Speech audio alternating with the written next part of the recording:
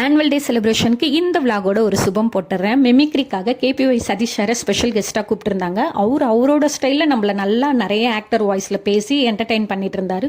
உங்களுக்கு எந்த actor voice ரொம்ப பிடிக்கும்னு மறக்காமல் கமெண்ட்டில் சொல்லுங்கள். ஒரு சில ஆக்டர் வாய்ஸை நான் இங்கே அட்டாச் பண்ணுறேன். கொஞ்சம் நாய்ஸாக தான் இருக்கும், அட்ஜஸ்ட் பண்ணி கேட்டுக்கோங்க. பாய்.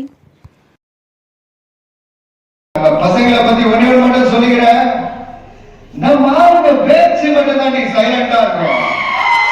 ஆனா சும்மா தளபதியா இருக்கணும்னு சொல்லிட்டு தளபதியை ஆசையா கூப்பிட்டேன். இந்த குழந்தை நிமிஷத்துல உனக்கே சொல்லி கொடுத்துருவேன். ஒரு மாதிரி பார்ப்பாங்க, மற்றபடி எந்த பிரச்சனையும் வராது. ஓகேவா? ஓகே.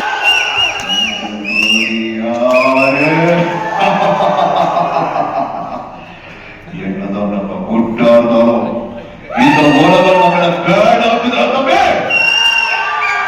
தம்பிங்க எல்லாரும் திருப்தியா சாப்பிட போறாங்க.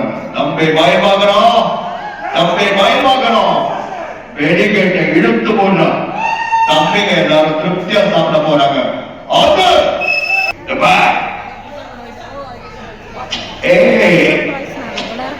ரகுவரன் வாய்ஸ் பேசும்போது இங்க ஒருத்தர் பாஷா மாதிரி கண்ணாடி போட்டு அந்த விஷயங்களை ஞாபகப்படுத்துறாரு. பழைய விஷயங்களை ஞாபகப்படுத்துறது தெரியும்ல.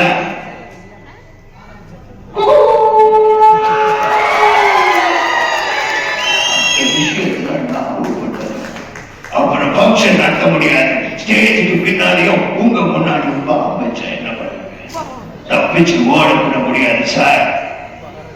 ஒரு நாள் தம்பி நீ பாட்டு இந்த வயசு பேச அந்த வயசு பாசு கேட்கிறியே.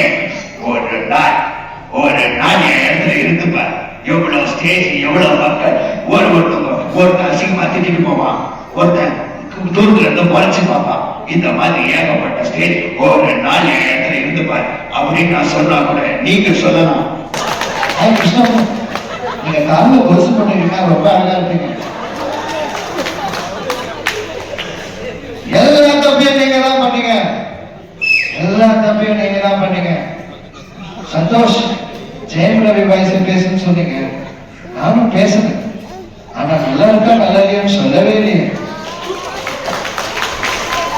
ஆனா ஒண்ணு, அடுத்து நான் பண்ண போற ½ hour உங்க கைக்குள்ளதான்ப்பா இருக்கு. புரிஞ்சுக்கோங்கப்பா ப்ளீஸ். Okay, thank you. நெக்ஸ்ட்